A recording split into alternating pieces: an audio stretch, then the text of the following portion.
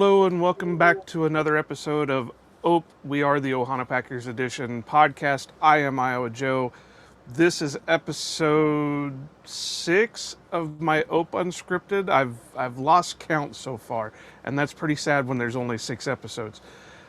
I am This is an episode that's going to get a little bit weird, so there might be some people out there that don't want to listen to it, that don't want to. That's fine, but this is kind of a topic that I've been interested in. Like I tell people, I'm a skeptic believer when it comes to a lot of things.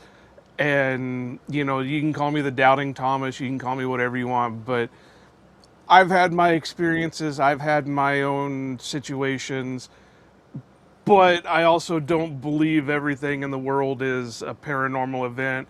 We are going to be talking a little bit paranormal. I am joined by Erika Zogla, who is an energy healer who has experiences, who has and I'll let her tell a little bit of her side of the story. But Erika, thank you for joining me today. Thank you for having me. I'm very glad to be here. So you have had your own type of experiences and how you got into faith healing, and this will kind of go in, or not faith healing, sorry, energy healing. For some reason, I'm off today. I couldn't sleep well last night, so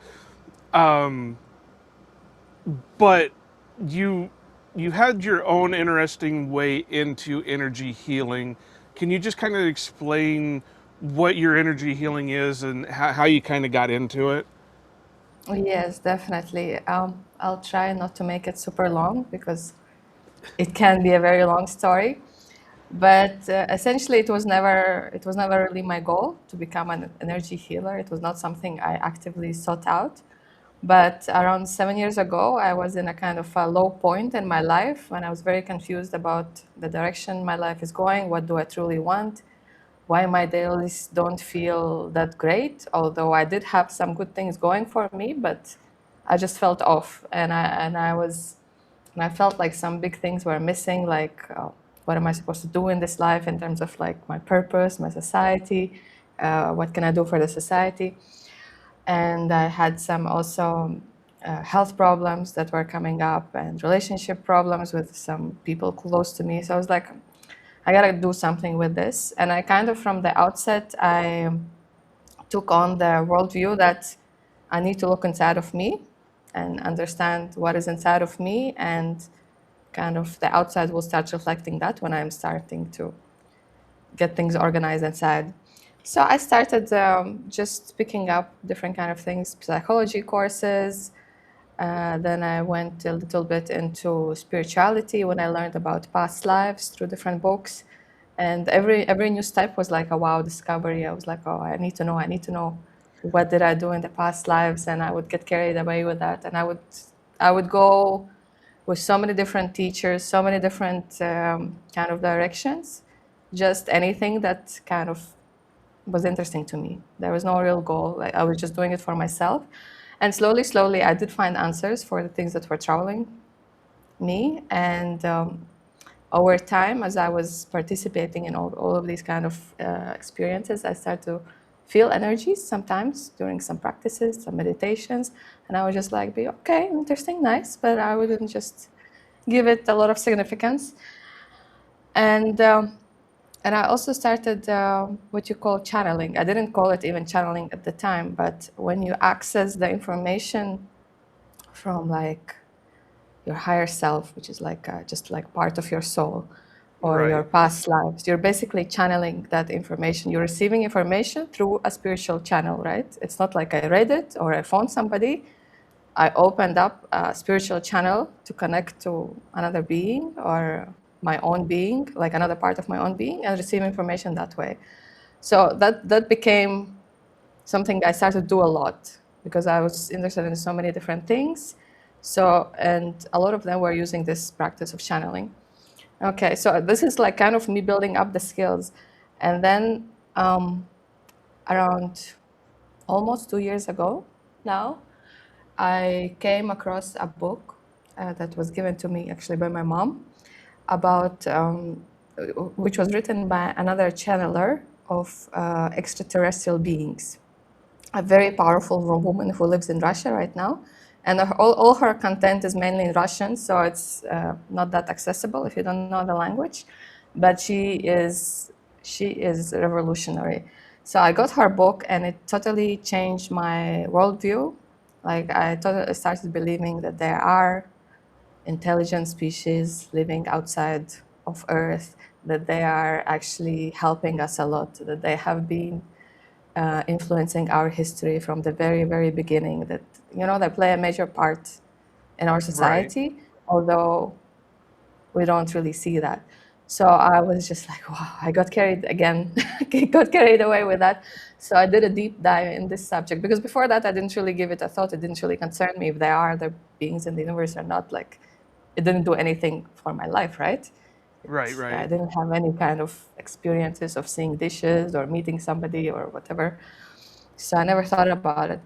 But I kind of continued exploring that subject through other teachers as well, through other channelers. And around maybe 3 months from that point, I got my own kind of spontaneous contact with beings from another planet who became my guides, with whom I work currently. So I say it very plainly now, but it was a very big event for me that I had to process for considerable amount of time to be able to even share it with other people, to say, okay, I'm channeling these beings at another planet and I'm not crazy and it's real, and it's actually happening. It took me time to actually trust it myself and integrate that experience and that event. But over time, yeah, they started teaching me things about energy healing, and that they basically revealed that the purpose of our contact is to do energy healing work for other people. And again, it took me a long time to actually start doing it. From the moment they first mentioned it to actually when I started working with this first person, it took me, again, maybe, I don't know, 6 months or something, because I was just, it's not easy to accept some of these things when they happen to you. Right. It's easy to read about them in a book. When it happens to somebody else, and you're like, wow, they're so special. What an interesting life story. But it's actually happening to you, and you're just like living your normal life, and suddenly you need to deal with all of these questions. It's kind of, yeah, it's a bit of a challenge. But once I started, I realized what a powerful tool it is, and that my approach has a place to be, and it really is useful for the people that I have had a chance to work with so far, which is not that many because I'm still starting out, but I believe that, yeah, I'm excited for what's next. Yeah, Yeah, and that is that's the where I story. step in and say I that's where I'm the skeptic believer, and that's why I call it skeptic believer. I believe the Yeah, possibility is there, but until I actually have it happen, it's one of those things that's like, okay, yeah, yeah. How do you separate the people actually having these things and the people that are just claiming they're having this stuff happen and they're just wanting the clicks, the views, because that's the main issue with technology today and the access to where anybody can have a camera, anybody can have a microphone, anybody can do this and put something up and say, yeah, hey,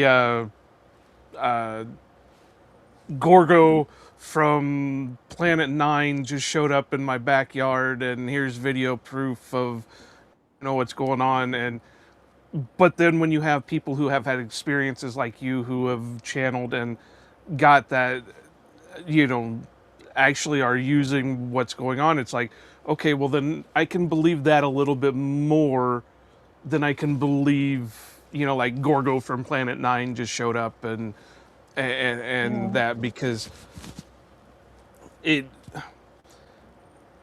with the way things can be faked today, it just it's hard to believe. Like, again, I'm a big person in paranormal, so ghosts. Yeah, I believe there is an afterlife. There is a ghosts out there, aliens, ETs, whatever you would like to call them.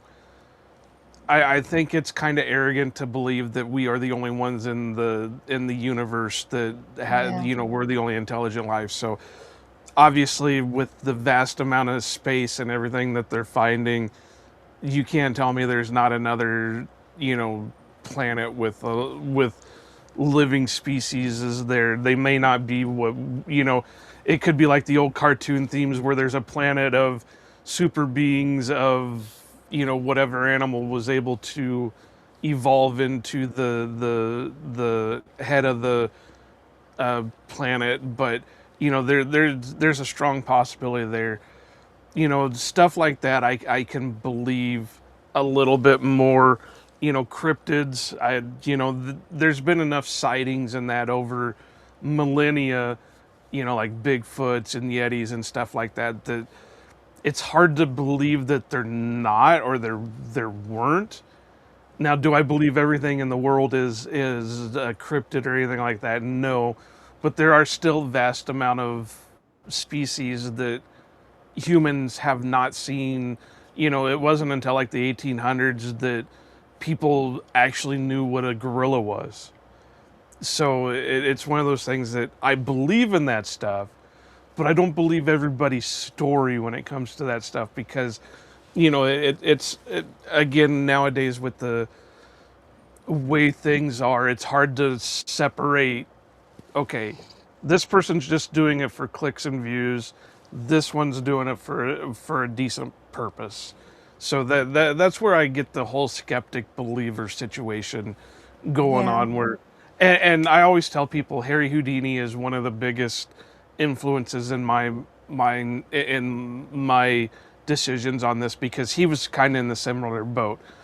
After his mom died, he wanted to believe that there was an afterlife. He wanted to believe that there was a way to be in touch with that person. But because of situations that happened where he got caught, or he caught people faking interactions with that, he went on this crusade to, okay, now I'm going to debunk everything.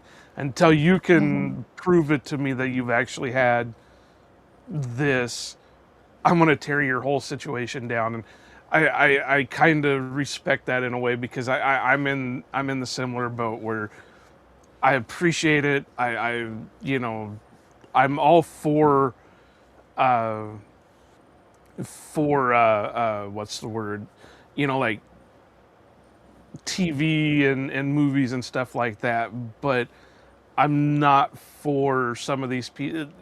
I think the biggest one in my mind in the ghost world, because I'm old enough that I grew up watching, or well, I didn't grow up. I was in college when Ghost Hunters started becoming a popular TV show. Well, at the same time, Ghost Adventures. Well, I've followed Ghost Hunters because they were in my same boat. We're out here. We're gonna disprove this stuff.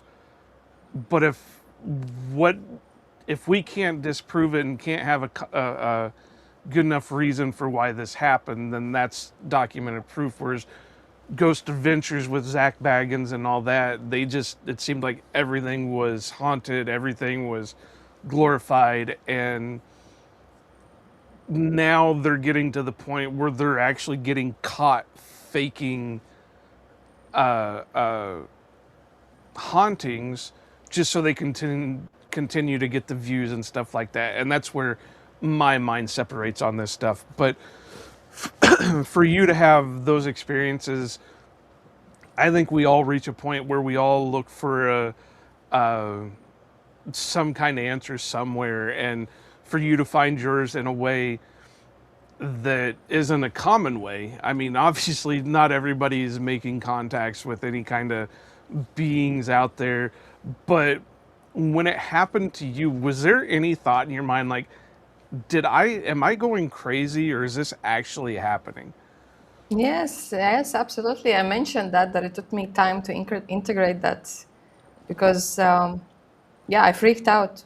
Like that evening, I was just basically sitting in my own house at my dining table, journaling and asking different questions. And I started getting replies, very specific replies about my questions that I was asking and that I was journaling about. And I was just kind of writing down a question, closing my eyes, and focusing on my heart center, and just the reply would come up, and I would write it down. I would repeat the process again within a question. And I started getting very specific things, directions that I should be doing. And I was like, okay, this is very, very curious. Feels a little bit different from what I'm used to.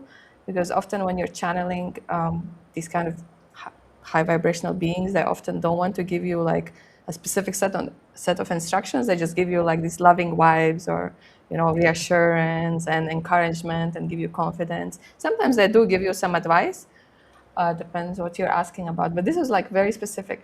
So I was like, okay, I need to ask who I'm talking to because I didn't set out an intention at the beginning of my journaling session, let's say. And the reply that I was expecting was like your higher self or your guardian angel or something like that, which is things that I was used to already at that point. It was normal, it was common practice. But the reply came, yeah, like beings from another planet. So I was like, okay, what do I do? Because of course I thought that maybe I overconsumed content on aliens, so now I'm making it up in my head. Maybe it's like some other beings contacting me with some evil intentions and they're pretending to be these guides with good intentions, that could also be an option. Or so many things where maybe I'm just kind of, I took it too far, I'm starting to hallucinate stuff. Right. But what helped me, so it was kind of scary, and I'm a kind of a closed person in a way that I don't immediately share things that are going on Right. inside of me with other people, even my closest people. I kind of need to process that a bit on myself. And so I was not even talking about that with anybody in my family. I was just like quietly going around my day, about my normal day, about my dropping kids to school, etc., etc., and then slowly internally freaking out about all of these questions. But I was like, okay, I need to find a way to kind of confirm what's going on with myself. I need to find a way to clarify the situation because this is not healthy. It's causing me a lot of stress. And at the same time, I would still go into these channeling sessions with them. I would continue talking to them and writing down everything they told me. And so I reached out. I reached out to that organization of that woman whose book I read, the channeler from Russia. So I Right. reached out to her organization. She has like a non-profit organization. And I just got like a hold of some volunteer through some like a chat, and I just poured out all of my troubles to her, and it was such a relief. And I was like, okay, please help me. Like, what do I do now? And it was incredible relief when she told me like my intuition is telling me that what you're saying is true, that it is actually happening as you say it is. So you can't imagine my kind of feeling in that moment when you have the first person who actually believed in you, an absolute stranger who didn't know anything about you until like a few moments ago, and they actually believe what you're saying. So it's like, okay, there's hope for me. Not everything is so bad. So yeah, I kind of then I organized a session with that lady, the channeler herself, whose book I wrote. She kind of started all of this. She has to help me, and I was like, my thought was that okay, we're gonna factually confirm this. You can reach out to your contacts or whoever you're channeling and check if there is these people who are in contact working with somebody on earth or something like that. That was my idea, but she's like, no, this is not how it works. Like the only thing we can do is like we can reach out to your higher self. And your higher self, I'll just quickly explain what it is. It's like you all of us, we are like spirits in the spirit world, okay? Before we come to have a life in the physical body, we are in our spirit form, which is our true eternal form, which is indestructible. Nothing can ever happen to that, okay? So when that spirit decides and chooses to have a certain experience on Earth or any other planet in the universe, part of that spirit's energy, not all of it, comes to live in the body. So which we usually call it soul, like we say we have a soul in our body, Right. right? Yeah. So, and the other part, which remains in the spirit world, for the duration of that life. It's called higher self, just Okay. because it's temporary, kind of like separated, but they are not actually ever separate. They are always maintain the connection. So if somebody learns to have conscious contact with their higher self, they can get a lot of answers about their life. Because the soul part that is in our body, our memory is blocked about our past lives, what we did before in the spirit world, how it felt to be there, because we are here to learn some lessons, right? So if we know in advance everything, it kind of defeats the purpose. That's why we agree to have our memory blocked for temporary. But if you reach out to your higher self, you do get a chance to get some insights. And so she guided me through a session of connecting to higher self, which I've done. Even I did it myself at home when I Yeah. started channeling. I was like, I did it because I knew that's something you have to do. You need to ask your higher self about this contact. Who am I talking to? Is it safe for me? What's the purpose? Are they like saying the truth, etc., etc.? And I did it, and I got like confirmation and everything, but it was not enough for me. Like, I was like, in this case, it was not enough for me. I needed external proof, external validation.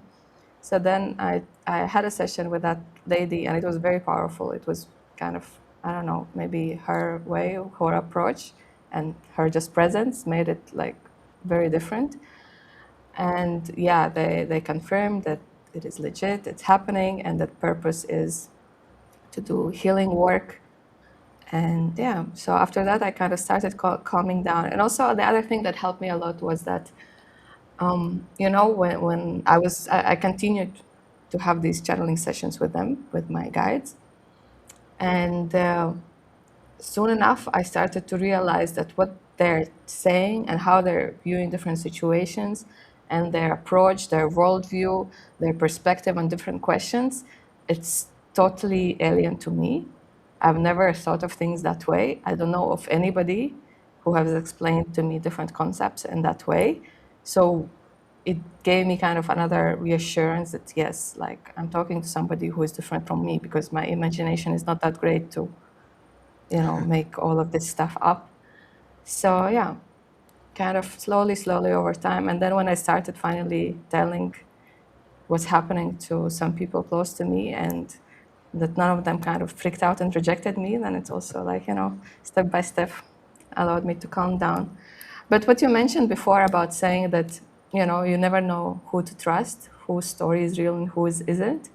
And I absolutely agree with you. Like, I also don't just trust anybody, even like other people who are channelers. I don't always agree or kind of give a lot of value to what they're saying, because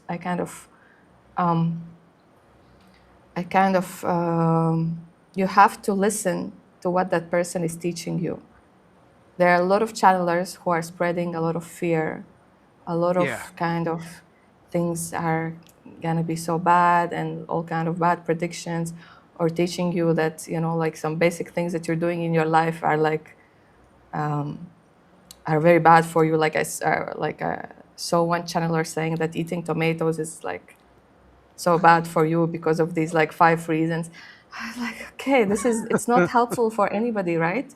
Because now you're Right. adding another thing for a person to stress about. Now we're gonna stress about the tomatoes and the ketchup and the pasta and the pizza and everything. It's absolutely not helpful. But there are channelers who, I don't say that she's not a channeler or that she's making it up. She's probably believing absolutely what she's doing, and she has her own experience. But I rather would choose to listen to somebody and pay attention to people whose opinions and perspective and the channeled information is actually helping you in your life to make sense of what's happening with you, what's happening with the world, how you can improve your life in a positive way, not by some Right. just strange Yeah, things. and I think you can say the same thing for like people who are, one of the big things on YouTube that I've seen a lot lately, and it just boggles my mind, is these people that use what they call the spirit box and the obelisk, and where they ask a question and it'll it'll come through their little basically, I don't know if you know what spirit boxes and stuff like that are, but I don't but know. I don't. so for anybody who doesn't know, basically what they've done is taken a radio and they've made it in a way that instead of having to manually tune it, you know how you have to tune a radio to pull in your radio station, it automatically scans through rapidly, and supposedly, you know, a ghost can use that energy to form words. And yeah, it's not one of those things that I'm very believe in, because it's like, well, you're going to get words from any station that pops up as you're rapidly going through. So how do you distinguish between the answers that you're supposedly getting from your question and these words that are randomly popping up? Or another one is what they call the obelisk, which is like a little device that has an app in it that supposedly will pop up words on a screen. And it was like, well, you can program that to, you know, respond to however you want. Well, there's videos on there that you've got people who will sit there with their spirit box and supposedly, and there's a YouTube channel, Beardo, that, or Beardo Gets Scared, that calls these guys out all the time, where a celebrity can have just died, and within 24 hours these people are pulling up their spirit boxes and, well, we're having a conversation with, you know, such and such.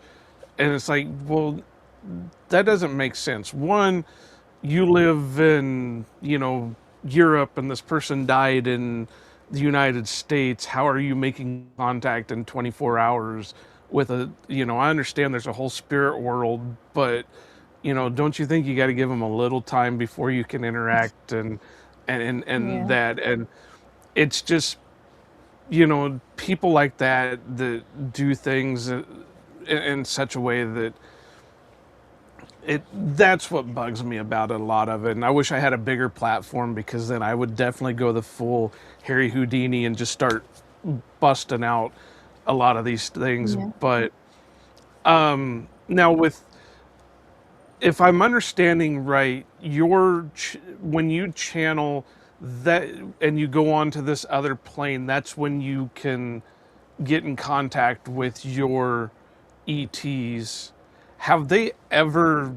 Is that the only way you can contact them, or do they manifest into this plane at any points, or is it just a Okay. spiritual thing? Okay. Just can I say a few words about the ghost part and then I'll answer Yeah, your yeah. Go question? ahead. Yeah. So, I think a lot of confusion is because um, people don't have a clear idea of the kind of the structure of the universe, Right, which right. why I love this channeler a lot from Russia, because her teaching and her view, it answered a million questions and a million confusions. So just to give you like an example, what is a ghost, right? A ghost. So we said that we have a soul, right, which is coming into the Yep, yep. body and living here. And at the moment of the death, yes, the soul and the body separate. And usually within the 40 days after the person's death, the soul transitions fully back to the spirit world. And they have also this kind of like guides or other spirits who come to greet that soul and help her to transition. Because it's a bit of a shock, maybe, especially if it's like a Yeah, yeah. sudden death or something. So a ghost is a soul that refuses to go to the spirit world for a longer period of time. Some souls feel that they have something not finished, or that their life was cut off suddenly, or they just are worried about their loved ones, that they're taking it very hard, so they want to kind of stay around and send them kind of signs and reassurances. Sometimes they have these stories Right. about people seeing something during the funerals, and it just like consoles them, or other like small things that is actually, it's true, it's happening, and the ghosts, they Yeah. have little bit of ability to kind of influence these events. So that is a ghost. And the defining thing of all our spirits and souls is the free will.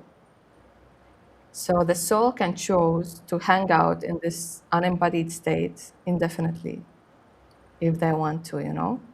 So nobody will force them or drag them to the spirit world. No, your time is up, you have to go. No, if they want, they can hang around and, you know, hunt castles or whatever they want to do. They will be reminded and invited of this opportunity and option to go to the spirit world, but nobody will force them.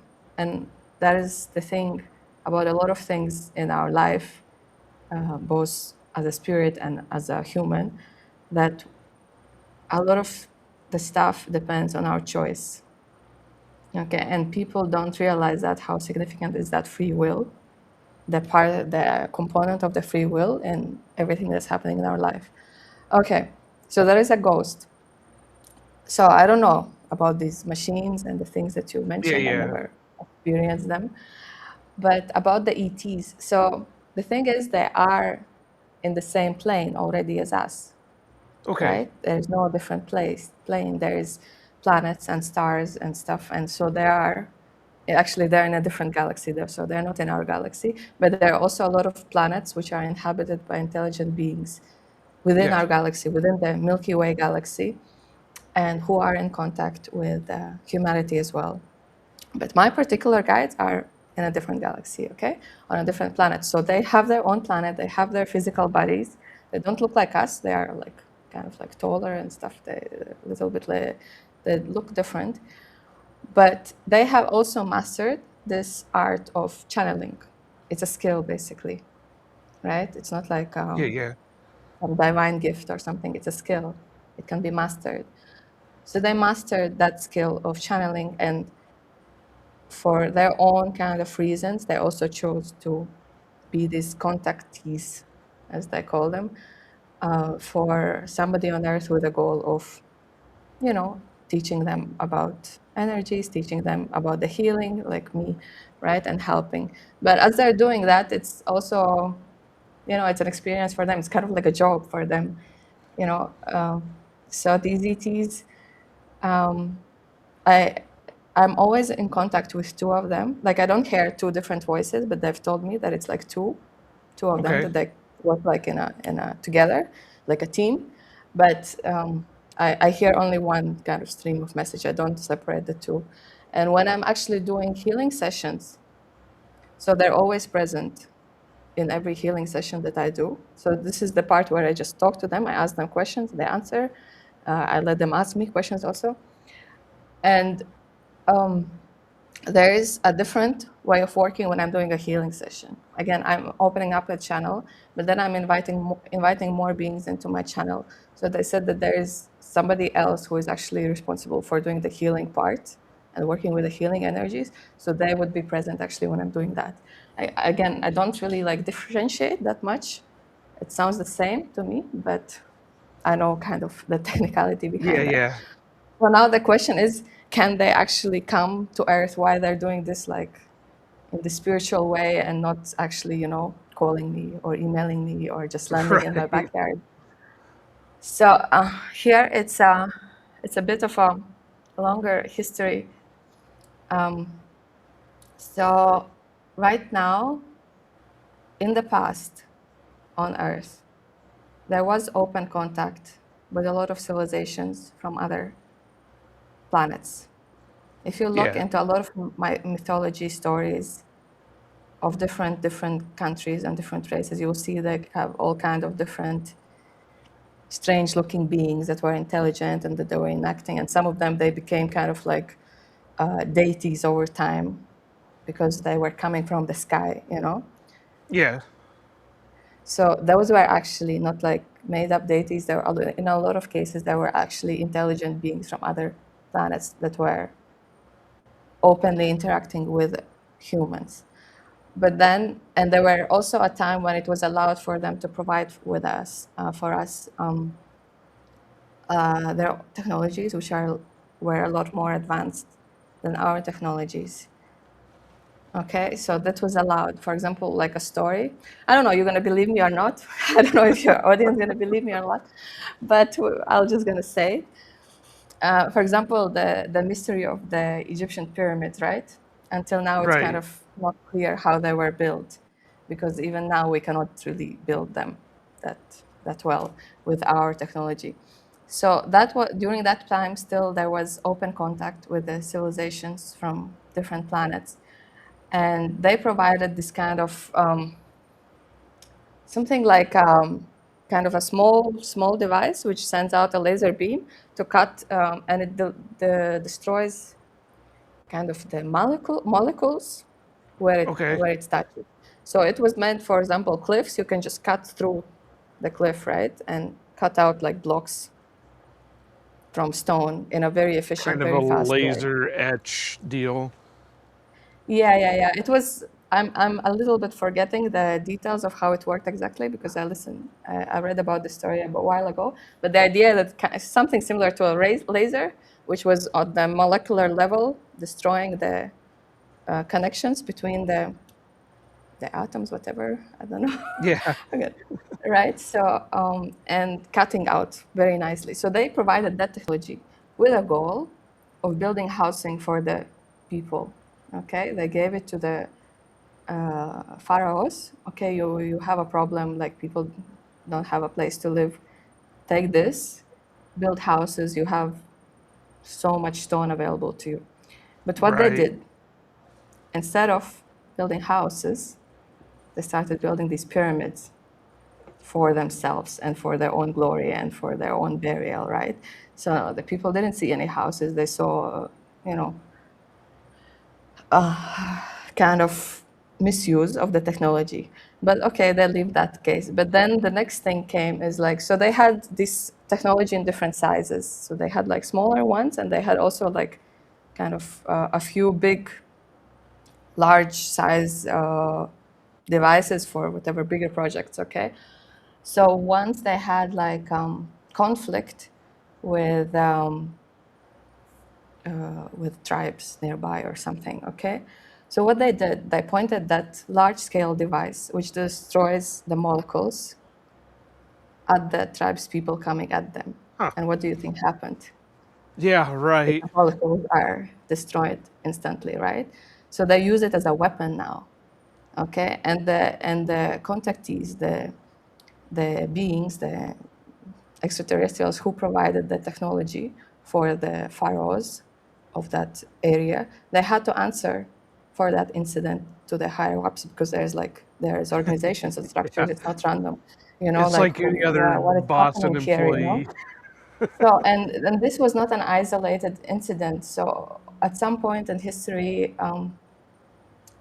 the people started losing trust in their intelligent beings from another planet, extraterrestrial friends, okay?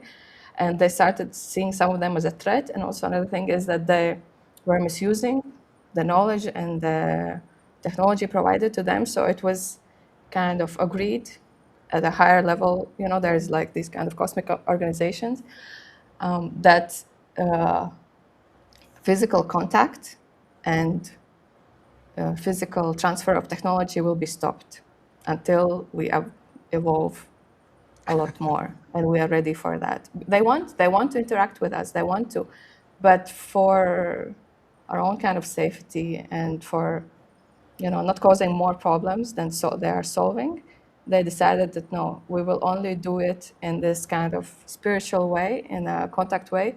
We will provide knowledge. We'll provide kind of technologies which are not physical technologies, but I mean spiritual technologies about how to heal things or how to, like better your life, and etc. etc. What is the structure of the universe? There's a lot Right. of information available right now. If somebody's looking, there is a ton of information.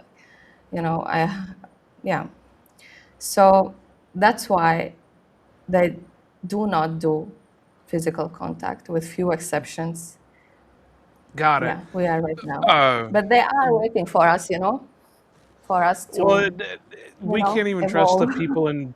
We can't even trust the people in charge with the technology we have now, let alone, you know, Yeah. something some other race would give us.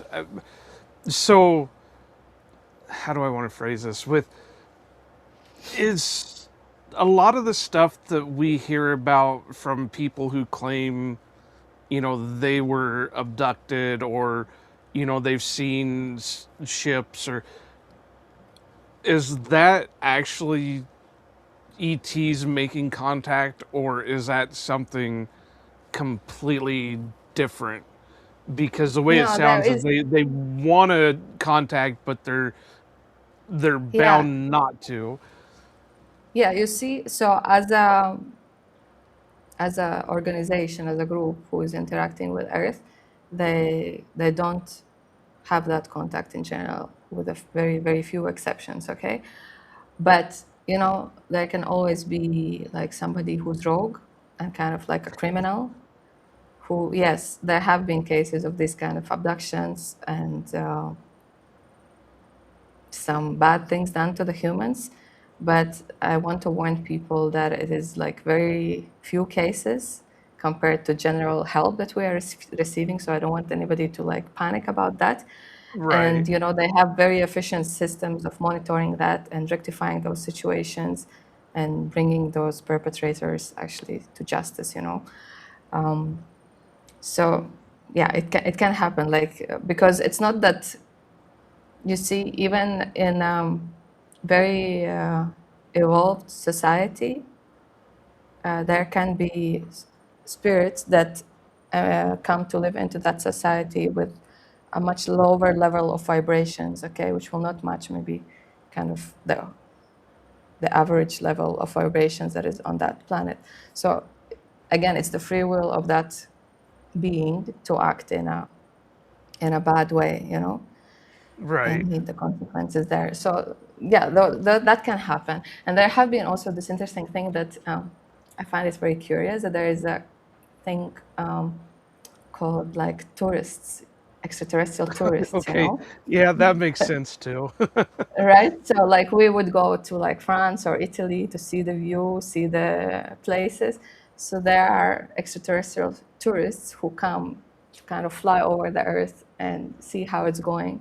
And usually they would be using some technologies for making their ships invisible, okay? Yeah, It's yeah. a must, because you don't want to be spotted and you don't want to be shut down or whatever. But I think there have been some rare cases where that protection has not been turned off on for some reason. I don't know why. So they can be spotted, and also I think there have been some cases of them being shut down or something like that, and all that has been secretly tucked away somewhere. Yeah, They got too drunk, and they were drunk and flying. And they forgot to yeah. flip their switch.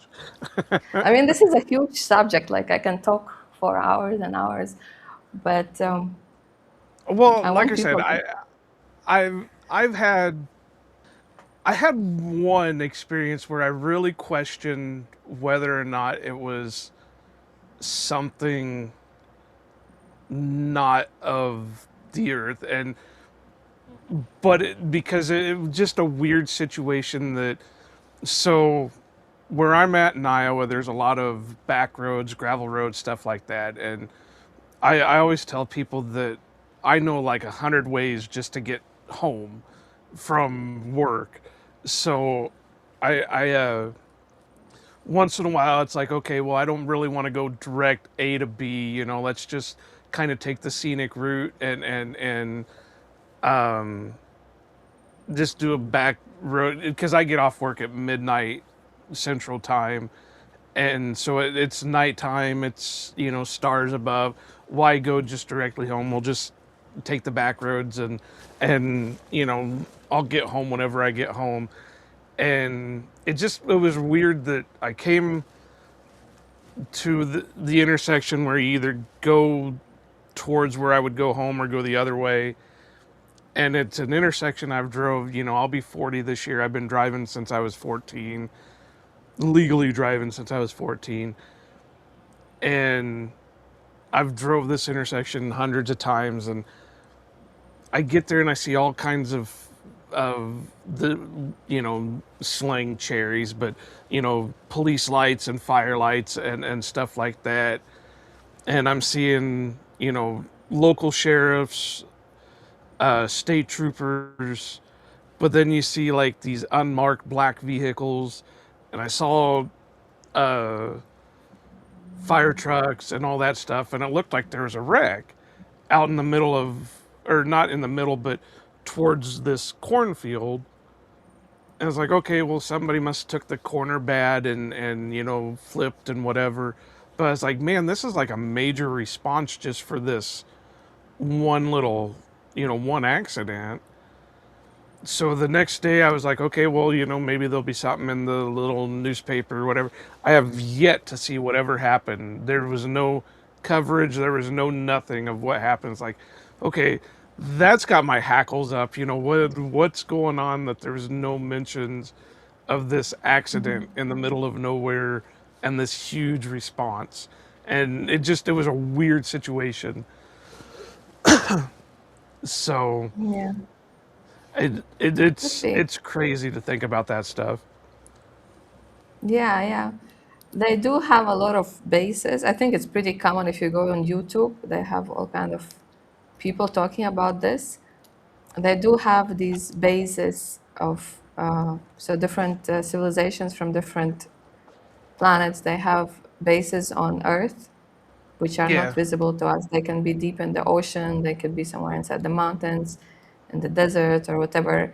So they kind of study the Earth. They kind of, want to understand what's going on and also work with the people because you can't really work with the people if you don't know what's going on, right? Like they right. have their lives, their perspective, and it's extremely different from what's going on Earth with us, right? So there are a lot of them, and they are very good at making them hidden. But I've even come across like some different videos on YouTube when people are saying they're spotting kind of dishes coming in and out of the ocean or something like that, or seeing something Yeah. in the water. Yeah, and also the beings that I'm channeling, they also said that they do have a base as well on the earth. Yeah, Well, so that goes back to what I said earlier about, there's still species of animals on Earth that have not been classified. So, and a lot of them are in the ocean because right now we don't have the technology to be able to go that far deep into like the Pacific Ocean and that. So it would not be surprising if there's stuff down there that nobody knows about because yeah, we don't have that technology to get down that far. But so I want to go back to something real quick because I just want to kind of clarify it in my mind. I understand what you were talking about, where ghosts are, in the spirit world, and they can make the decision on whether they cross over, using the word crossover or whatever. So what makes that different than what you're doing with your contacts, your ETs? Is it kind of on a similar level, or is that like yeah, completely yeah. You're absolutely right. It's the same idea. So channeling basically gives you ability to contact absolutely anybody, whether in the spirit world or in the physical world, as long as that other person or being agrees to the contact, right? okay? So it is absolutely possible to talk to somebody who deceased and you want to reach out to their spirit and talk to them, the spirit who just finished that lifetime. You can reach out to them and ask a few questions if they agree to that contact, if they want to, right?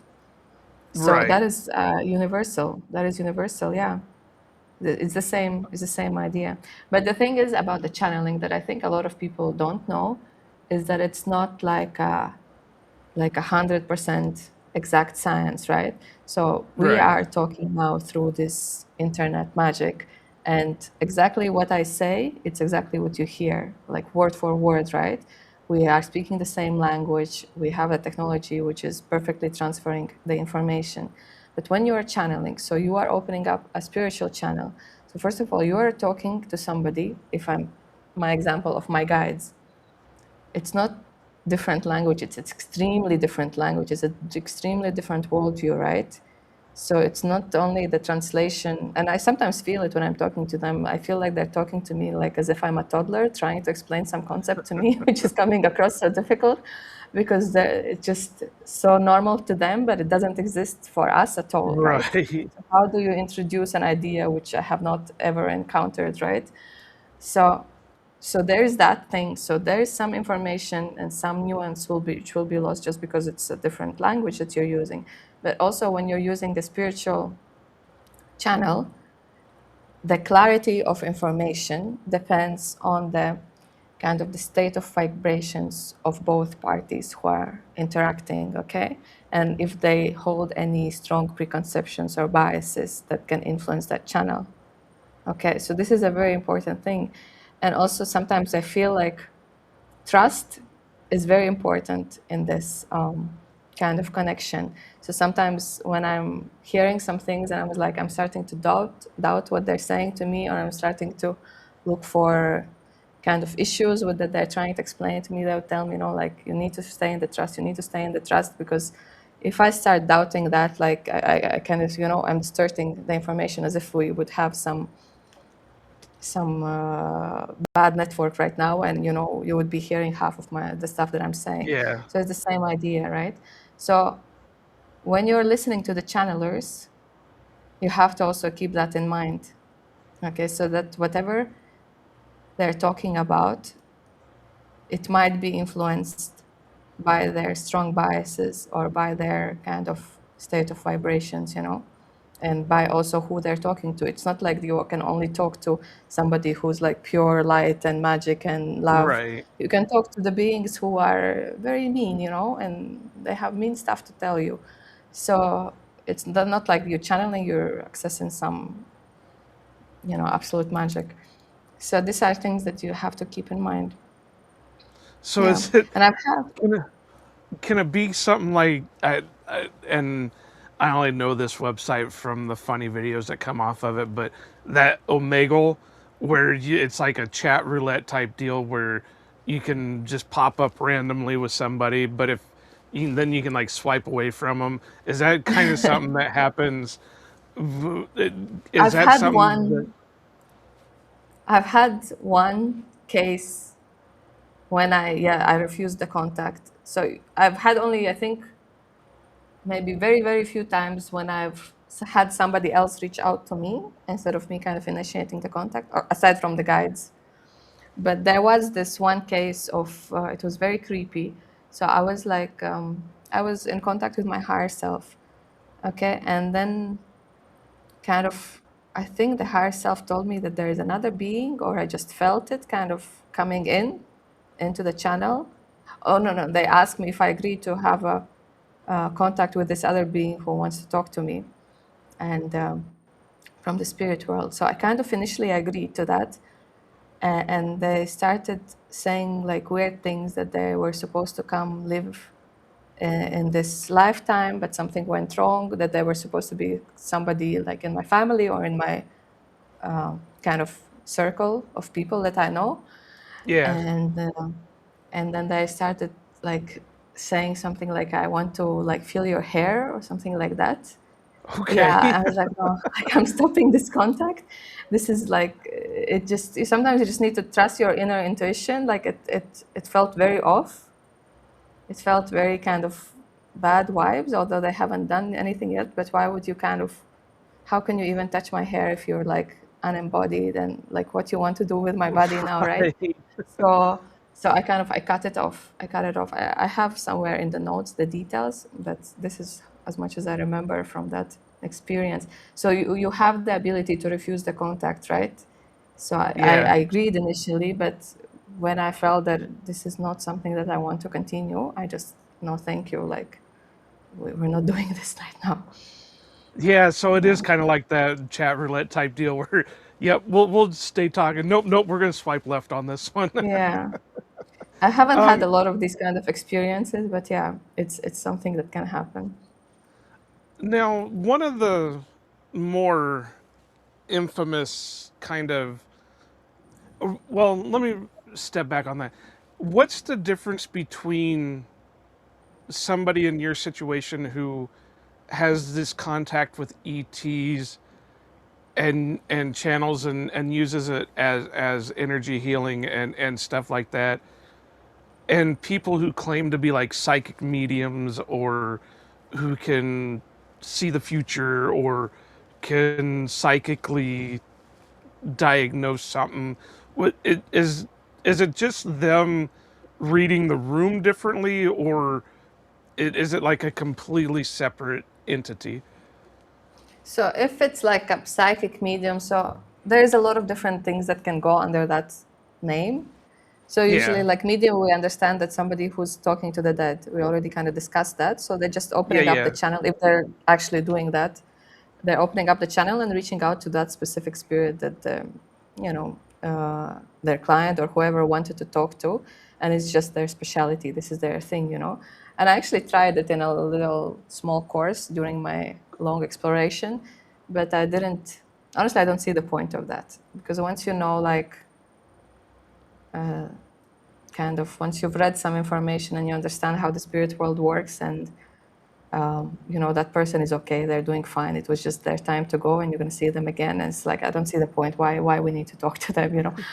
Why you need some kind of reassurance for them and stuff like that. It really changes your perspective on death. It doesn't like feel as maybe terrible unless it's really like violent and undeserved. It's like, okay, in that case, yes, we need to work on improving our society. But if or it's maybe like just was permanent. the person's time to go, like it's okay, like it's inevitable. But and there's a lot of different people who specialize in a lot of different things with this channeling, right? So for me, my specialty is like this kind of healing work. So I do also diagnose kind of the deeper roots of issues that people come to me with, and those can be both physical and those can be also like mental. Like, people tell me I have like this sleep problem for years. The doctors don't know what's going on. I cannot heal it. I cannot, so we look at the soul and energy level. What is the story behind that? And often when you don't see where is the root of that, where it started, you cannot really heal it, because the pills are not gonna heal the soul, the energy level. Yeah, It's only through change of behavior and change of choices you can start healing. Okay. And also in relationships, sometimes people say, like, I'm running in circles, I'm meeting the same toxic person.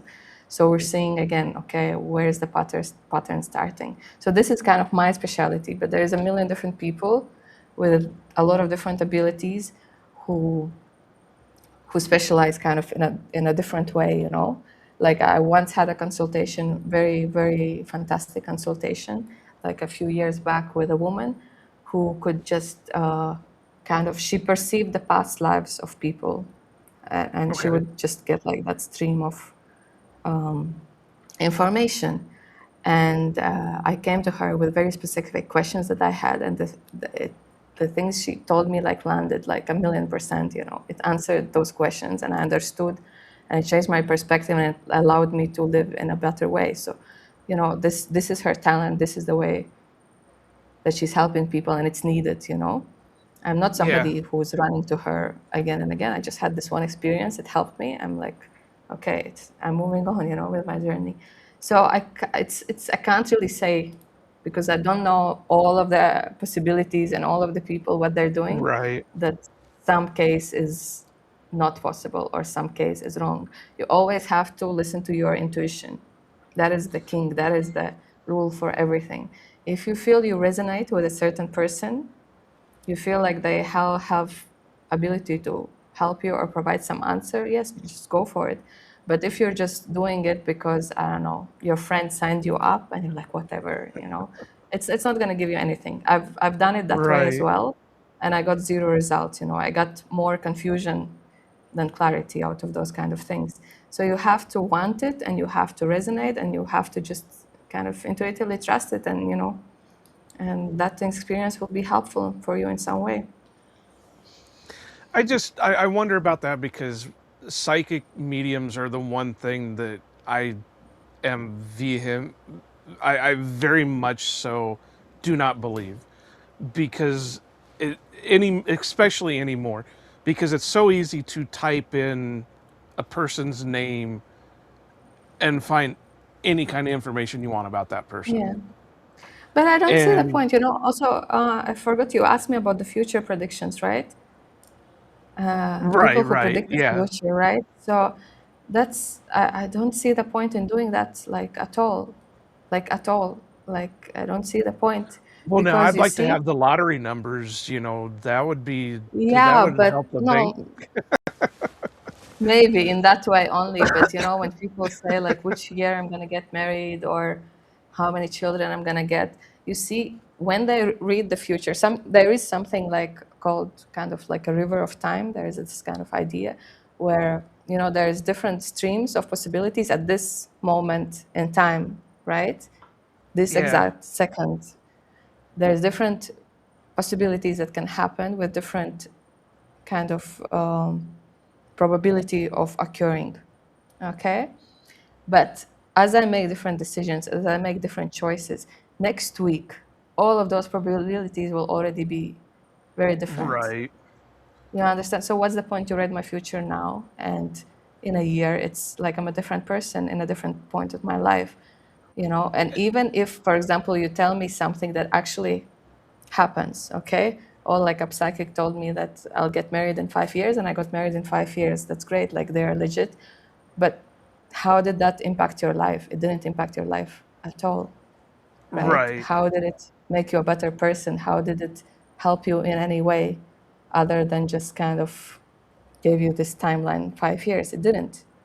So that's why absolutely there have been these like incredible stories of people predicting something that happens like hundreds of years later and it comes true, right? I'm sure you've Yeah. heard some examples. But it's like, how did that do anything for the humanity other than being just a curious story, right? Okay, now we have this interesting story about somebody predicting something that's happening, but it didn't actually help us in any way. It didn't change our choices or decisions or our lives in any way, right? If you think about it. So Yeah. I totally don't see the point in predicting the future. I don't know. It's But just my only thing with that is, like I said, if somebody could pop up and say, "Hey, these are the lottery numbers next week. You'll win, $100 million." That would be the perfect world. But I kind of agree with you. And the only other thing that I can say is, even if somebody did predict the future, you, the human nature is not to believe it until it actually happens. So even if yeah, like, and I did a lot of reading on Nostradamus when I was younger and all that, but it was a good story. But then you get digging into what he actually said, and a lot of the stuff that he wrote didn't make sense anyway. And you have to do all yeah, this mind bending work just to make it fit a narrative. So even if you knew about it, what were you going to do to stop it because you didn't understand it? So, yeah, it could be something as simple as 10 years from now, so and so politician is going to get assassinated. I could make that prediction right now, but everybody's going to say, "Oh, well, you're full of shit." What's you're full of it. There's no proof. And then when it happened and nobody does anything to stop it, and then it happens, and then you get all the hindsight 2020 type thing. So yeah, I agree with the future. It's just one of those things that everybody loves to say, well, like I did, well, the lottery numbers would be nice, or if you can tell me the winning uh, horse so I can go put a bet on it real quick and make a fortune, that would be nice. But with the psychic medium thing, I always have trouble with that because, and this will lead into a question to you about your ETs. It always seems like with the psychic mediums, they never get a full message. It's always, well, I'm seeing, the color red, or I'm hearing the name Jim, or, well, if you're actually in tune with these spirits, wouldn't you actually get like full mm. conversations? So with your experience with your guides, are you getting full sentences, or is it where you're only getting like half messages where you have to interpret and No, no, I do get full sentences. I have like over 100 pages written now in the document of our conversations. because it's a conversation for me. You know, Yeah, there are a lot of ways of channeling. I don't know. Have you seen Bashar? You know I that don't he's think very so. famous. He's super famous. So he's I think one of the biggest channelers, best known channelers now in US, definitely. So when he channels, he just closes his eyes, and they kind of take over his, I don't know, consciousness or his body or whatever, his ability to speak. So he's taking a back seat, and he's Yeah. allowing those beings to control his body and the speech flows. That's why he always needs an audience. He always needs another person to ask the questions so they can respond, or they just go in a like kind of monologue of saying whatever they want to say, right? So that is his way of doing it. I've never ever experienced that. This is not my way. So when I channel, I kind of prepare. I focus myself. I have a little energy exercise that I do to open up my channel. So I feel kind of a little shift in my state, in my internal state, and then I'm starting to work. So I reach out to them. I always kind of initiate, usually most of the time, the contact. I reach out to them. I was like, greetings, are you there? And they're always there. So we greet each other, and then we start to talk about whatever we want to talk that day. So I would maybe come up with some questions about things I heard, and I ask them to explain it, or they just want to give me some new messages and stuff. So I will be writing that down. And so this is my way of doing it. But there are people who say they're channeling as they're creating art. For example, they're drawing, and they just feel all of that energy going through them. So they're doing it in that way. Yeah. There are people who receive poems. Okay, I've heard of this woman, and for her it just like happens randomly any moment of the day. She just feels the download. It's coming. Like she needs to write down like now, now, now. Like the message, it's coming always in a poem. Very interesting, Okay. right?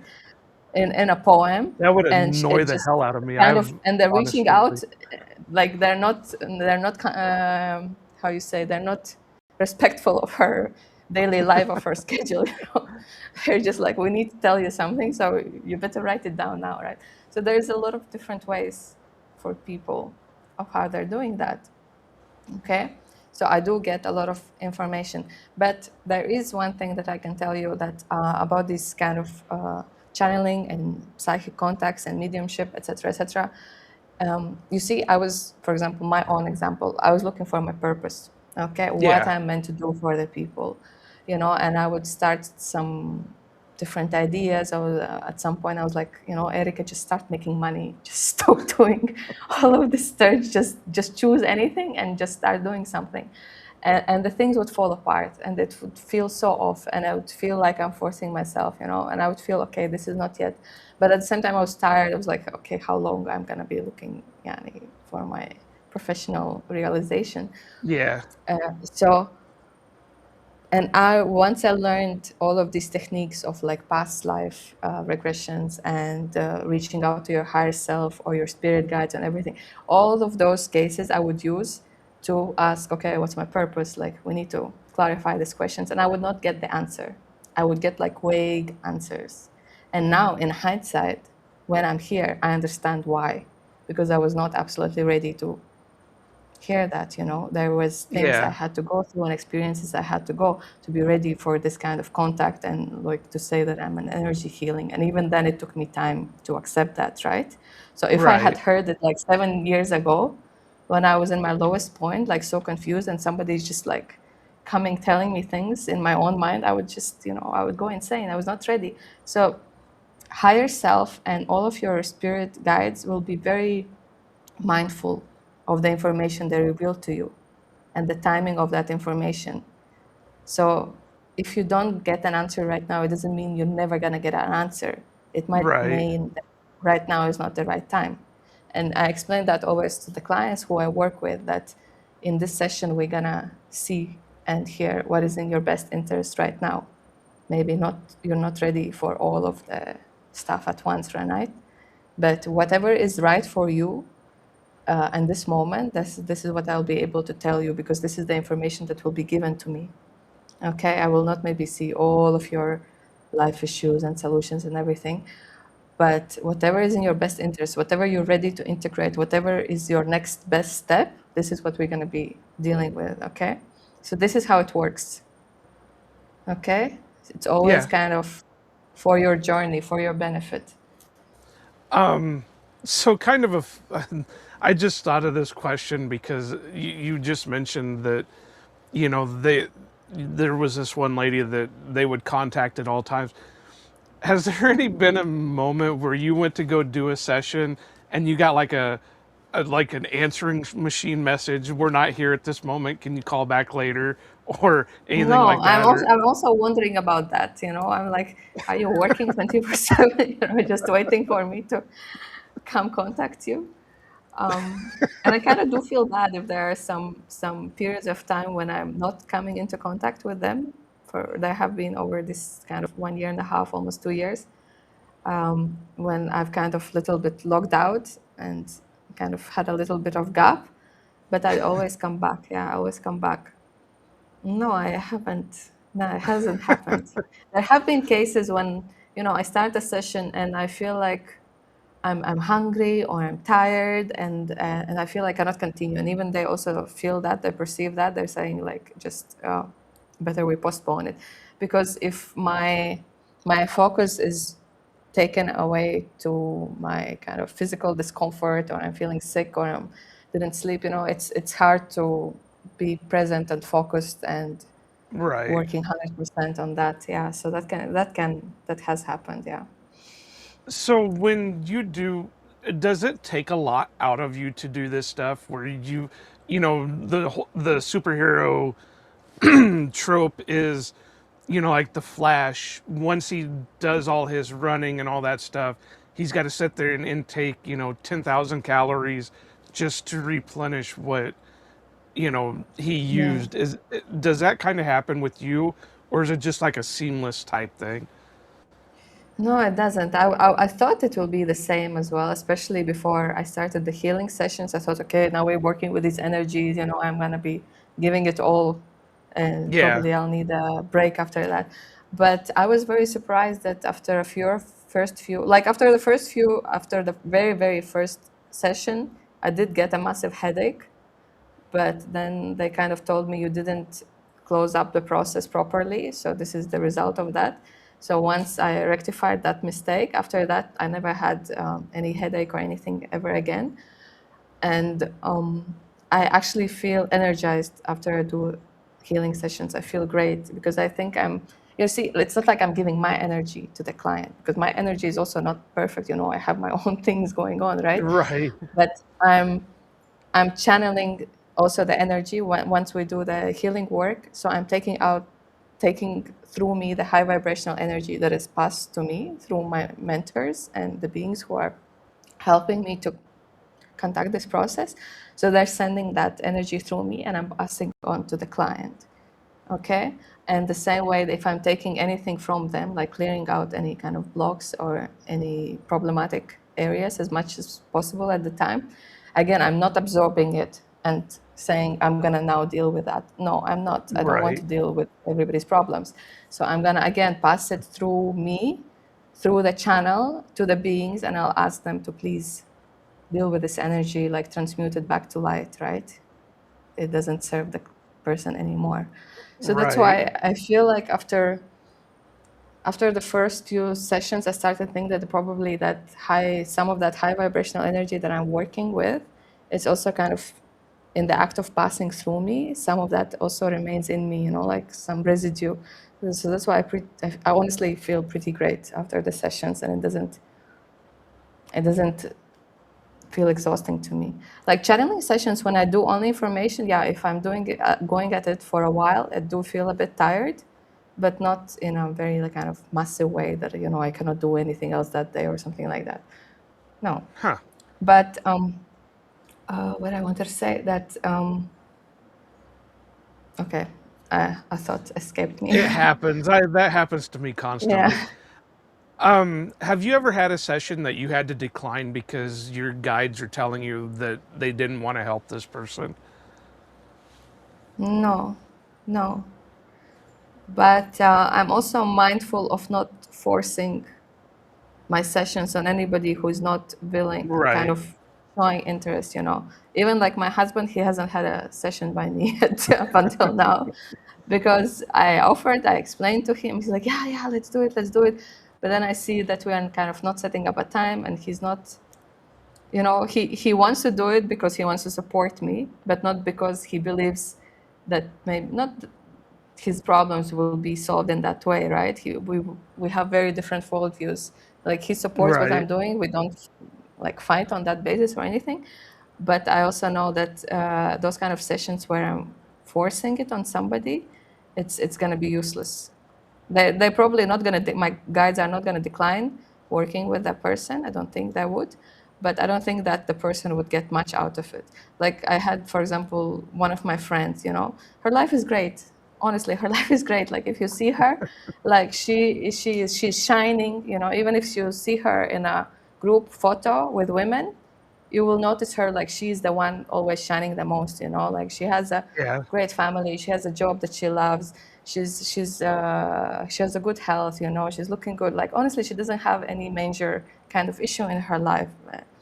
And she has some, you know, day-to-day things to worry about as all of us, but it's not kind of anything that's detracting from her happiness.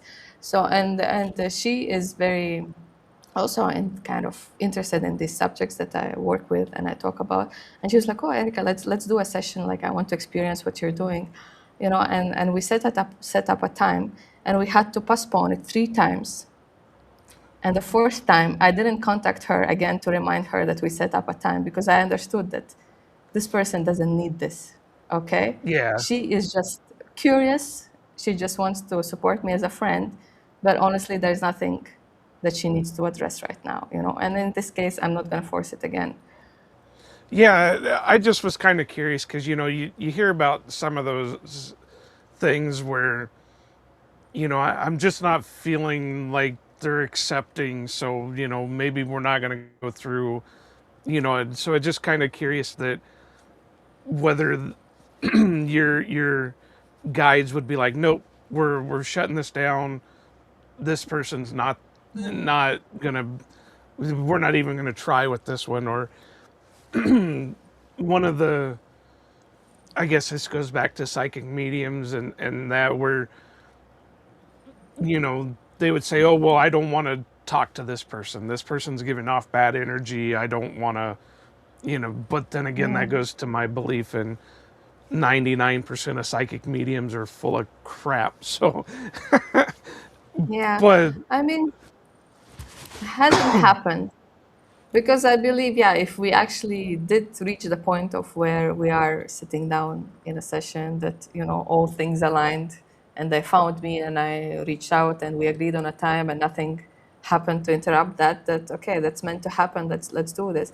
But I've had cases of people kind of, how to say, like, not that they don't agree with my approach, but that they kind of don't hear me, you know.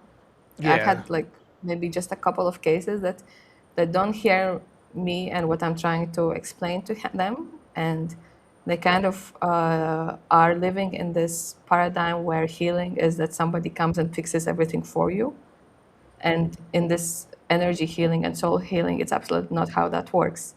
I yeah, cannot come inside and fix everything for you. I can give you the tools, the explanations. Like I'll tell you the next step in great detail. I always, you know, explain it very carefully. Like this is the thing that you need to focus on in this way. This is how you do it, right? So it's not vague. It's not vague that you don't know what to do now after this session. So you have steps to follow, but you have to do them. I'm not going to do them for you, or nobody else yeah, going to do them for you. So I've had these cases of people come to me with their questions, and after that, they're kind of not happy with the outcome because they feel I didn't resolve their problem that they have accumulated in many years in this lifetime and probably many more years in the past lifetimes, and they want me to solve it in 1 hour. It's not going to happen. So you see, right, like, it, it's not going to, you see, like technically, I know, I haven't done it myself, but I know in theory that it is possible, for example, for a energy healer or a group of energy healers to focus their healing on, for example, let's say like cancer. Somebody has a cancer, okay, and Yeah. they focus their energy, they heal it, and it has been recorded the cases where that cancer is shrinking or like they achieve full healing. But what I've heard from more experienced energy healers, that in this case, what has happened is not that that problem has been vanished into thin air and it has been evaporated. What has usually happens, not usually, but this is kind of a law of energy, that you are transferring that onto yourself as a Huh. healer. It might show up in different ways, not as a cancer, it might show up as something else. But if that problem is truly like with an energy and soul cause, not just like a physical, if I cut my hand, I need to go to the doctor to fix that. It's purely physical cause and consequence. So this Right. is another case. But what I'm working is with, we have problems inside of us at the energy and the soul level, right? So and some of them can manifest in the physical body if they're reaching that kind of threshold of Yeah. of that intensity, right? So the body is also sending you signals because it's all connected. So if you're kind of taking that problem out of this person, for example, that manifested in cancer, you are taking that energy onto yourself, and now it's gonna maybe manifest in some other ways, maybe in a lighter form, maybe it's going to be distributed between that group of channelers or whatever, but still it will have to be dealt with. Okay, nothing can Yeah. be vanished out into the thin air. It can be only like transmuted and transformed. That's why, for example, if I explain to you that the root cause of your poor sleep is in this issue and this behavior and this pattern that you have, so you have to take that problem, that problematic energy, low vibrational energy, and start working with it to turn it into more high vibrational energy, right? We're changing it. We're not kind of, how you say, like ripping it out or anything like that. You understand the idea? So that's why Yeah. I'm not Yeah. gonna take It's kind anybody's of, well, anybody's I was trying issues to, and start dealing with them. I don't need that in my life. well, it's kind of like the TV trope that, in some of these shows like Supernatural, where in order to bring a life back, a life has to be taken. It has to balance out. So, Yeah, what I'm thinking you're saying is, so in order to remove this from this person, it has to like absorb into somebody. yeah, yeah, It doesn't just yeah. go Because away. yeah, that energy is still present in this physical plane, in this physical world, right? We didn't Yeah. banish it. We just okay. I don't know. Yeah. That would make me not want to do it. You mean to be an energy healer or to go as a yeah, no, because Either I'm way, mindful because of it was that, like, right? So I'm mindful. I always kind of close things properly. I cut off the channel. I don't stay connected to all of the people I encounter, because yeah. I don't want that as well. Of course, I want to be safe and happy and healthy. Well, and I can see it from both sides. I wouldn't want somebody to take on what I'm dealing with. So it's like, Yeah, okay, I understand getting healed, but I don't want you then to have to take a form of it yeah. just for But me I to think feel those better on people, it. like that particular person I heard this case from, like they didn't even understand it themselves at the time. Only like through years and experience, they started to understand what's happening, right? So it's kind Yeah. of, I get the benefit of their experience, but that they had to learn it the hard way. Yeah, that's crazy. Now, Yeah, I just got a couple more things for you and then we'll let you go cuz we're at about hour 23 here, so yeah, I don't want to right. keep you too long. You mentioned like past life stuff. So, I'm assuming that also means that you're into like reincarnation where, you're the same soul, you just enter different vessels. Yes, yes, yes. So it's not something that I grew up with that or that was taught to me or something. I didn't have Yeah. kind of any religion pretty much growing up. It's all my beliefs that I have now formed in my 20s, like through my own exploration. So yes, I do believe now absolutely in the past lives. and that we do reincarnate because every lifetime gives us an opportunity to work on a different aspect of our spiritual qualities. So, the purpose, the overarching purpose of anybody's life in the physical world is to develop spiritual qualities. It's Okay. absolutely for everybody. But what particular quality you're working on in this lifetime, that's unique to you. Like, I cannot just tell you off the bat. And also, I didn't know about myself for a long time. It took me a while to kind of Right. discover that as well. What is it that I'm here after? So all of the kind of physical circumstances of our life and the body we chose and the family we chose and the country and a lot of things are designed to allow us opportunity to develop those qualities. You understand?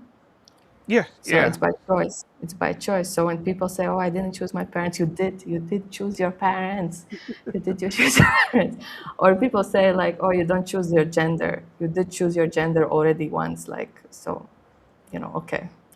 Take your Right. conclusions from But that. that Right? also kind of leads into the whole non-binary thing because the reincarnation you go into, you can be, your soul is non-binary, but you choose what your soul chooses what it wants to be in the next life. Yes. Yes. That's a whole nother conversation though. It is. But you have to understand that. You see, if I chose to have a female body in this life, it's because also it had maybe it allowed me to experience the things I needed to experience to gain the experience, to gain, okay, I'm repeating myself, to gain those qualities, to have the opportunity to develop on them. So rather than if I'm like kind of running from that experience of being a woman, then I'm blocking myself in a way. You understand? Because Yeah. it's definitely by design. So yes, the soul doesn't have a gender, but by having this physical life where we have the female and the male, it gives us more opportunities for different situations to come up, right? And as well, like by being born in different countries, in different religions, in different cultures, just on this earth, what is the variety of experiences that you can already have? And then think about the variety that is added by the existence of all of these other planets with intelligent life. That's, it's infinite. Yeah. But also is, you know, we have all of these many lives because like theory is kind of easy, right? For example, if I Yeah. read all of the books about heart surgery, would you give me to do a heart surgery for you? You wouldn't, right? Because the theory and practice are two very different things. So it's the same idea, Right. like the spirits that kind of know or understand, or in a theory, they know like what does it mean to be like to treat everybody equally or to be generous or to love person unconditionally, kind of it sounds great in theory, but when you actually do it in practice it turns out to be a lot harder, right? And you have to truly become a person who sees everybody equally, not just say that you do, but you actually embody that idea, right? So those are very Yeah. different things. I Yeah, just so actually had that conversation with somebody the other day that just because you can get us certified in something or you read about something doesn't mean I'm going to trust you in that distinction. We were talking about, what what was the actual term we used, that jobs that required certain things, you don't need all that schooling for this job. You just got to be certified in it. And my example was, that's great, but if you're on trial for your life, are you going to hire the guy that just read a bunch of books and was able to pass the bar, or are you going to hire the guy that went to school for 8 to 10 years, studied at a law firm, you know, Yeah. are you going to trust that guy to defend you, or are you going to trust the other guy that maybe knows what he's doing? Yeah, exactly. It's the same idea, right?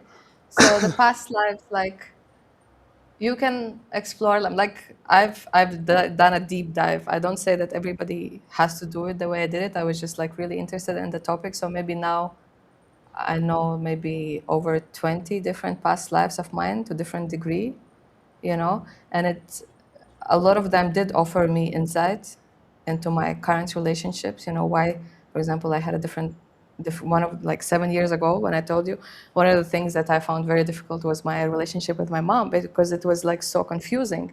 It defied logic. I knew she loves me and she supports me. She has always supported me in all the major decisions in my life, even when they're very unconventional, let's say, right?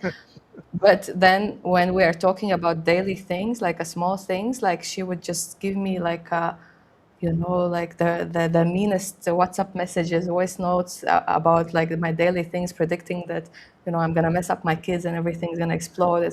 And I would, I would need 2 days just to recover from that thing she told me, right? Because it's your mom, you take it seriously, you take it close to your heart. So I was like, what is happening? And it would be like throughout our lives that we kind of, in the major things, yes, I know she loves me, she supports me, she has always like done everything for the kids, but then we would not get along if we are, in the same space in a tight quarters for much very long time. Our Yeah, relationship actually yeah, improved by me living abroad. Like I don't live in the same country I was born in. So I was like, what is happening here? So when I actually studied and understood how complicated is our past life history, that we've done a lot of bad stuff for each other to the point of causing each other's death in some lifetimes. Okay, so that is coloring how we see each other now, even if we don't remember those events. But at the soul level, you kind of read that energy. You remember, you have those memories. That's why it's it's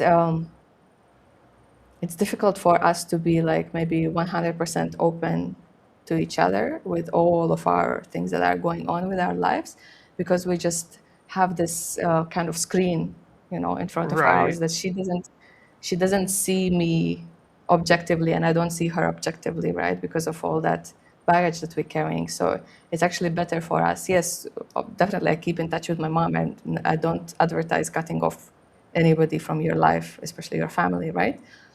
But I'm just mindful of that. About it. I'm mindful of the things that I share and how I talk about it, and the things that I just let it slide, and I don't engage in the discussions. And it has helped me a lot. It has helped me a lot. Our relationship is different. So this is just one example, but I have a lot of stories like that just by exploring my past lives. That's why I'm also such a firm believer, right? Because once you experience seeing kind of your past lives, and that moment when it absolutely lands in your consciousness, that yes, this makes so much sense, I understand why I'm seeing that. Again, about the past lives, you will always see what you're meant to see in that moment, what is in your best Yeah, interest. Only that memory will be revealed to you. That's why it's so magical and so helpful after, because it just answers something that you're struggling with right now in your life. And so once that lands, it's like wow, you can make decisions in a different way, you can see the life in a different way. Again, it takes time to integrate that knowledge, but it's been truly helpful. And I've seen that happen also with my clients, when I'm sorry, sometimes when I'm doing the session, sometimes if the root cause is in a past life, then I'm able to see what is the story behind that. And once I tell them that, they're like, oh my god, like, like I've had people like cry and just like totally like it just changed how they see their life in that moment, and also how they can make decisions after that, right? It's very powerful. Yeah, Yeah. in in a way, I've always wanted to. I do, but I don't want to do a past life regression, as they call it, just because one thing that I've always heard about it is if you're born with a birthmark or an issue, that's usually how you died in a previous life. And that's what I've heard on stuff. Okay. And so, like if you have a birthmark on your chest, maybe you were run through with a sword, or you were shot, or you had a heart attack, or that's how you passed on from a previous. So mine was always, I have a mole that I've had since I was born, right here above the ear mark, and it's just Mm-hmm. always like, that would be an interesting thing to figure out why that specific birthmark was mine. Yeah. So Yeah. See, honestly, I wouldn't advise you to go into a past life regression if that is the question you want to address, right? Whenever you do a past life regression, it has to be, a bit deeper than that. yeah, yeah, yeah, It has to have an intention. So yeah, if you have something that you can't resolve with a family member, or something in your life is kind of defying logic, or you just really feel like the answer is somewhere within that past life. Sometimes it can be about the health. I've read about the cases where people have some mysterious pain in their legs, and it turns out it's like their memory from the past life where something yeah. bad had happened to their leg. I haven't encountered that myself in just kind of physical sense. But yeah, if you feel called at some point and you have a question that you want to address, yeah, why not? We have to follow our curiosity. It's also part of our intuition. Sometimes I was just curious about different books or people and stuff, and it led me to good places. That's why I've always wanted to believe in being able to contact the other side, just because I'm a genealogist. I love to do family tree stuff. Mm. And so it's always one of those things, well, I don't know what happened to this person. It would be great to be able to find somebody who could actually channel that person. But then, like I said, you go back to it and you hear, well, I'm seeing the color red. Well, I don't care about the color red. Give me Yeah. a sentence here, give me something on that. But, you know, I've No, if had, you find the right person, you can definitely use that approach. I've had my mom research our genealogy tree where we had some mysterious people disappear within our family and our ancestors, and she was able to reconstruct their stories through using this kind of, not through me, but through other people she right. came across. Yeah, so No, it was interesting. yeah, there's one on my dad's side of the family that there's a three times great grandmother that I can track her to a certain point, and then there's like a 4 year gap, and then in the 1900 census, the great grandfather is a widower. So what Hmm. happened between those 4 years, you know, and then Yeah. there's a one that I would just love to know the story behind that. There was a great uncle that was an ice cutter, and that was just, they would go out onto the river, cut ice out, blocks out, and that kind of thing. And he went out, it was late at night, and he went out. There were two guys working.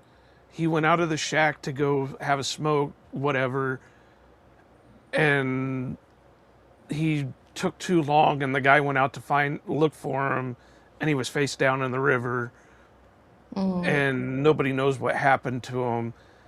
And everybody in the family always said that there was something not right about the situation. Yeah. and Yeah. I see. and they found like his cigarettes, his lighter, his all this stuff sitting on the bank where he would have been sitting, but he was face down in the river. So Hmm. it always was a mystery. They claimed it was an accident.